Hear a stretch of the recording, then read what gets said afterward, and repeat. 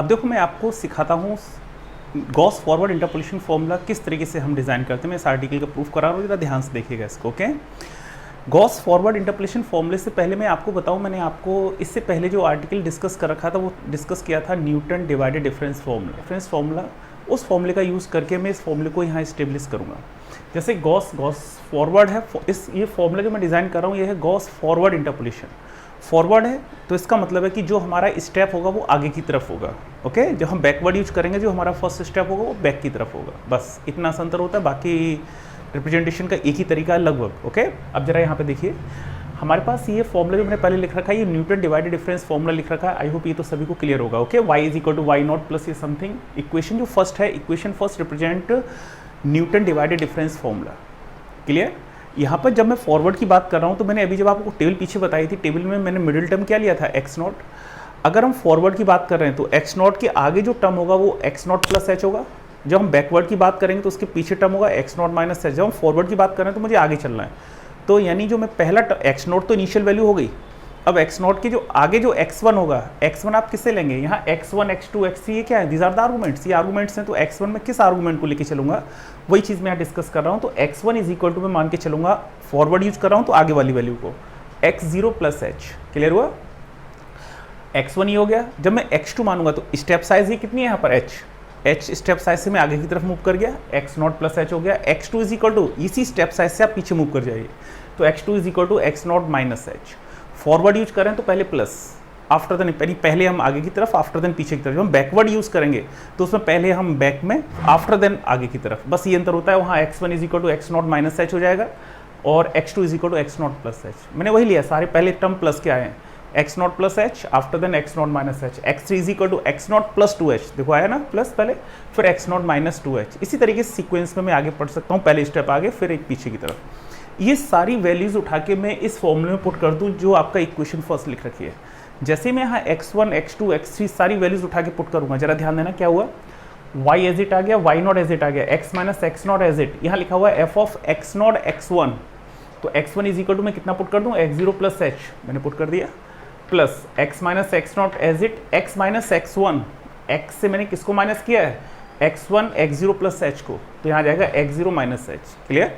And f के साथ आएगा हमारे पास क्या, f के साथ फंक्शन आएगा x0 x1 x2, x0 as it, x1 की वैल्यू x0 प्लस एच और बड़ा x2 की value x0 minus H. Clear? इसी तरीके से आगे मैं पुट करता चला जाऊंगा इसमें। ओके, ये क्लियर हुआ स्टेप। यानी मैंने Newton divide difference formula use किया, उसमें मैंने x1 x2 x3 जो वैल्यूज मानी थी उठा के पुट कर दिया, हमें ये क्वेश्चन आ गई, ये वाली रिप्रेजेंटेशन हमारे पास। ओके, आपने एक चीज़ पढ़ रखी है, मैंने आपको डिवाइड डिफरेंस में डिस्कस किया था, divided difference is symmetrical. Divide difference कैसा होता है, सिमेट्रिकल होता है। इसका मतलब है इसके आर्गुमेंट्स को आगे पीछे कर दो, there is no effect on the numerical value के ऊपर कोई इफेक्ट नहीं पड़ता है। तो यहाँ पर जैसे ये टर्म्स लिखे हुए हैं, ये जो f लिखा है ये तो डिवाइडेड डिफरेंस है, ये f लिखा ये फर्स्ट डिवाइड डिफरेंस, ये सेकंड, जब एलिमेंट्स 3 है तो ये सेकंड डिफरेंस हो गया, एलिमेंटों की संख्या 3 है, सेकंड डिफरेंस जब 2 है तो ये फर्स्ट डिफरेंस, ऐसे अगर ये 4 हो जाए तो ये थर्ड डिफरेंस हो जाएगा। तो इनके एलिमेंटों को मैं आगे पीछे करके अरेंज कर सकता हूँ। तो एक मैं सीक्वेंस में अरेंज कर रहा हूँ, जो सबसे पहले आएगा उसे पहले लिखिए, जो उसके बाद आ रहा है उसके बाद अरेंज करो, क्योंकि यहाँ मैं स्टेप साइज h लेके चल रहा हूँ, तो टर्म्स आपके एक सीक्वेंस में अरेंज होने चाहिए। वही मैंने यहाँ पर लिखा है, क्या देखिए जरा चेक करना स्टेप को, बड़ा y नॉट एज इट, ये एज इट, इन दोनों में पहली बड़ी वैल्यू कौन सी होगी, पहले x0 आएगा, उसी के बाद तो x0 प्लस एच आएगा। क्लियर? एज इट आ गया, ये टर्म वैसे आ गया, ये टर्म वैसे आ गया। यहाँ जरा ध्यान देना, इसमें सबसे पहले कौन सा टर्म आएगा, x0 माइनस एच। जो मैंने अभी टेबल बनाई थी ना डिफरेंस टेबल, उसमें x0 माइनस एच पहले था, उसके बाद में x0 था, उसके बाद में x0 प्लस, उसी सीक्वेंस में लिख लिया। जो पहले आ रहा है उसको मैं पहले लिख लिया, उसके बाद आ रहा है उसके बाद, एक सीक्वेंस में मैंने अरेंज करके सारे टर्म्स लिख लिए। इसी तरीके से आगे के टर्म्स लिख सकते हैं। क्वेश्चन सेकेंड, बताओ ये क्लियर हुआ? ये क्यों यूज़ कर दिया, because divided difference are symmetrical, तो उनके आर्गूमेंट्स को आगे पीछे करने से उसकी न्यूमेरिकल वैल्यू पर कोई भी इफेक्ट नहीं पड़ेगा। आई होप ये चीज़ क्लियर हो गई होगी। ओके, अब मैं यहाँ पर 2 फॉर्मूले यूज कर रहा हूँ, जरा ध्यान देना, ये भी आपके पड़े हुए हैं। बट जब हम फॉरवर्ड यूज कर रहे हैं तो फॉरवर्ड में कंडीशन होती है x is equal to x naught plus u h. जब हम u की वैल्यू फाइंड आउट करें तो इस पूरे एक्सप्रेशन में जहाँ भी x आ रहा है उसको आप x0 प्लस यू एच से रिप्लेस कर सकते हो, या फिर अगर x नॉट में इधर ले आऊँ तो x माइनस एक्स नॉट हो जाएगा, x minus x naught is equal to u h, पूरी इक्वेशन में रिप्लेस कर दीजिए।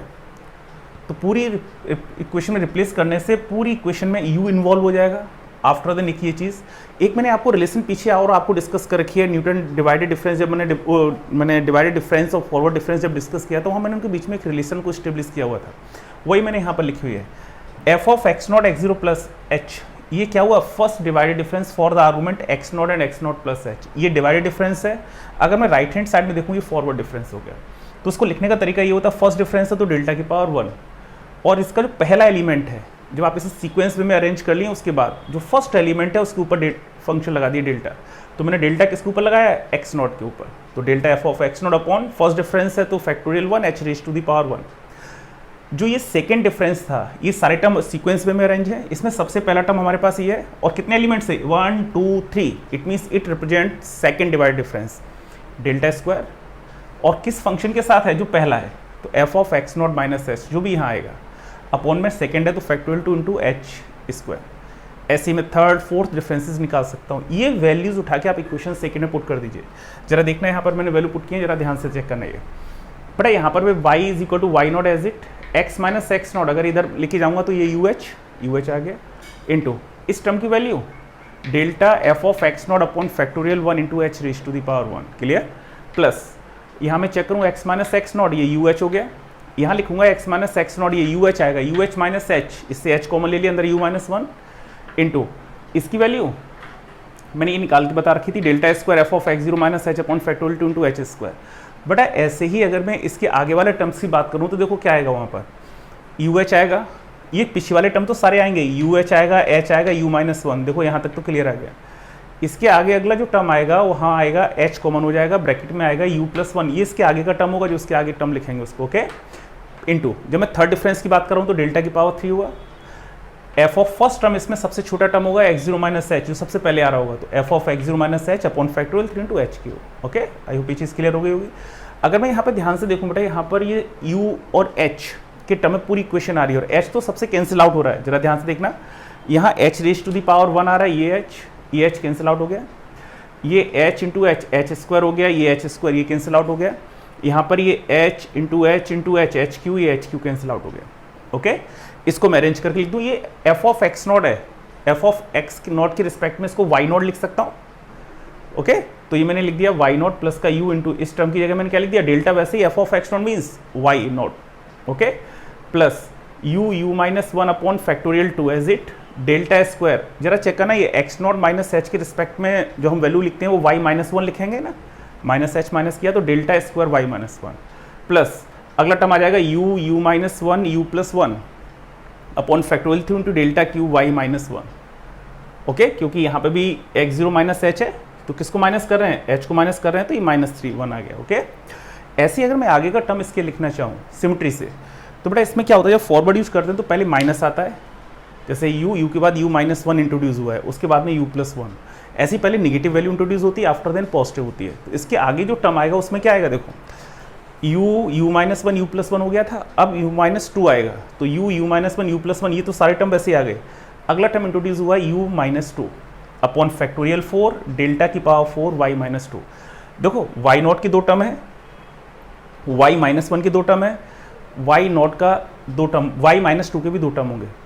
ये सारे वही डिफरेंसेस आ रहे हैं जो मैंने सेंट्रल डिफरेंस में पीछे बताया था, वाई नॉट, उसके नीचे वाला टर्म, फिर ऊपर वाला, फिर नीचे वाला, फिर ऊपर वाला, फिर नीचे वाला, जो मैंने भी आपको डिस्कस किया था सेंट्रल डिफरेंस टेबल में। फॉरवर्ड वाले सारे डिफरेंसेस मैंने यहाँ पर रिप्रेजेंट कर दिए, समझ में आ गया। इसके आगे वाला टर्म अगर लिखना चाहूँ तो क्या आएगा, u माइनस 2, यहाँ तक तो ये सारे टर्म आएंगे, अपॉन में फैक्टोरियल 5 हो जाएगा, इसके आगे एक टर्म बढ़ जाएगा u प्लस 2 डेल्टा की पावर 5, माइनस 2 के दो टर्म आने चाहिए, तो डेल्टा की पावर 5 y माइनस 2, फिर आगे माइनस 3 के टर्म आना स्टार्ट हो जाएंगे। इसी तरीके से पहले माइनस वाला टर्म फिर प्लस वाला इंट्रोड्यूस करते हैं, ये पूरा रिप्रेजेंटेशन हो जाता है।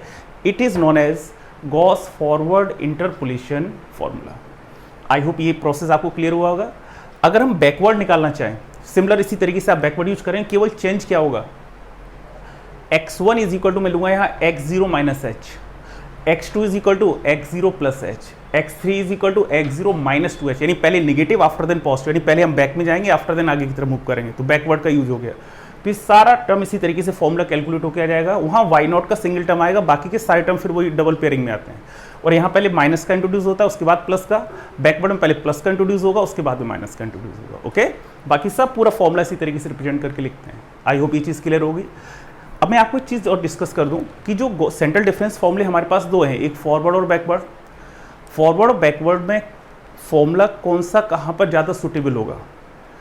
अगर u का मान, मेरी बात ध्यान देना, अगर u का मान जो आप यहाँ से u की वैल्यू निकालेंगे, u की वैल्यू अगर 0 से बड़ी है और 1 से छोटी है, अगर u की वैल्यू 0 और 1 के बीच में लाई करती है, ओके, तो आप उसमें गॉस फॉरवर्ड फॉर्मूला यूज करेंगे तो हमारे पास न्यूमेरिकल एक्यूरेसी अच्छी आती है।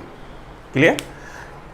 जब भी हम फॉरवर्ड फॉर्मूला यूज करेंगे वहाँ पर u का मान चेक कर लेंगे, वैसे तो बैकवर्ड से भी आ जाएगा, कोई दिक्कत नहीं, लेकिन उसकी एक्यूरेसी की बात कर रहा हूँ। तो अगर u का मान 0 और 1 के बीच में है तो आप उसमें फॉरवर्ड फॉर्मूला यूज कीजिए, उसके थ्रू हम कैलकुलेशन करें तो हमारे पास न्यूमेरिकल एक्यूरेसी ज़्यादा अच्छी आएगी। अगर u की वैल्यू 0 और -1 के बीच में है तो आप वहाँ बैकवर्ड फॉर्मूला यूज करो तो वहाँ से हमारे पास एक्यूरेसी ज़्यादा अच्छी आएगी। आई होप ये दोनों चीज़ें क्लियर हुई होंगी। अब आप इसको चेक कीजिए, इसी तरीके से सेम आप बैकवर्ड फॉर्मूला करने की कोशिश कीजिए। ओके, तो देखो क्या आएगा ये, y is equal to y0 plus u into delta y-1, यहाँ आएगा u plus 1 upon factorial 2 delta square y-1 plus u plus 1 u-1 upon factorial 3 delta cube y-2 and dot dot dot so on. Clear? देखो मैंने बताया backward में क्या होता है, याद करना बहुत आसान है, y is equal to y0 initial term रहेगा ही, plus u into delta y-1, y0 का सिंगल टर्म होता है बैकवर्ड में। ओके, तो यहाँ फिर y-1 के दो टर्म आते हैं। आप उस टेबल जो मैंने सेंट्रल डिफरेंस टेबल बनाई थी ना, वहाँ पे आप चेक करके देख लेना। मैं ऊपर वाले डिफरेंस पे जाऊँगा तो y0 के बाद में जाऊँगा डेल्टा y-1 पर, तो y0 आया, फिर डेल्टा y-1 आया, फिर प्लस आ गया। देखो u प्लस 1, इसमें प्लस के पहले टर्म इंट्रोड्यूस होते हैं upon factorial 2 delta square y-1, फिर प्लस आ चुका है, माइनस आ जाएगा, फैक्टोरियल 3 हो जाएगा, डेल्टा क्यू -2, बाकी सारे टर्म फिर दो के पेयर में आते हैं, -1 के दो टर्म, -2 के दो टर्म आएंगे, ऐसे -3 के दो टर्म आएंगे, फिर आगे के सारे टर्म इंट्रोड्यूस होते चले जाते हैं। और इन फॉर्मूलों में सभी सफिक्स नेगेटिव ही आते हैं। y0 को छोड़ के बाकी के सारे सफिक्स जो होंगे y के, वो सारे के सारे कैसे होते हैं? नेगेटिव होते हैं। तो जब हम बैकवर्ड फॉर्मूला, ये कहलाता है हमारे पास गॉस बैकवर्ड और ये कहलाता है गॉस फॉरवर्ड। जब हम फॉरवर्ड यूज करते हैं तो u की वैल्यू हमारी 0 और 1 के बीच में होनी चाहिए, तो इससे एक्यूरेट रिजल्ट देगा। अगर हम बैकवर्ड यूज करते हैं, ये हमारे पास बैकवर्ड फॉर्मूला कहलाता है, तो ये यूज करेंगे तो इसके लिए u की वैल्यू बेटा किसके बीच में होनी चाहिए? u is less than 0 greater than -1। अगर u का मान -1 और 0 के बीच में है then we use Gauss backward interpolation formula. अगर u की वैल्यू 0 और 1 के बीच में then we use Gauss forward interpolation formula. और u की वैल्यू निकालने के लिए आप इसका यूज कर सकते हैं, अभी मैंने आपको डिस्कस किया था। u की वैल्यू निकालने के लिए x is equal to x0 plus UH। आपको h पता होगा, x पता होगा, जिस पॉइंट पर आपको कैलकुलेट करना है, x0 पता होगा आपको क्या है, यहाँ वैल्यू पुट करेंगे, we get the value of u। I hope ये चीज़ समझ में आ गई।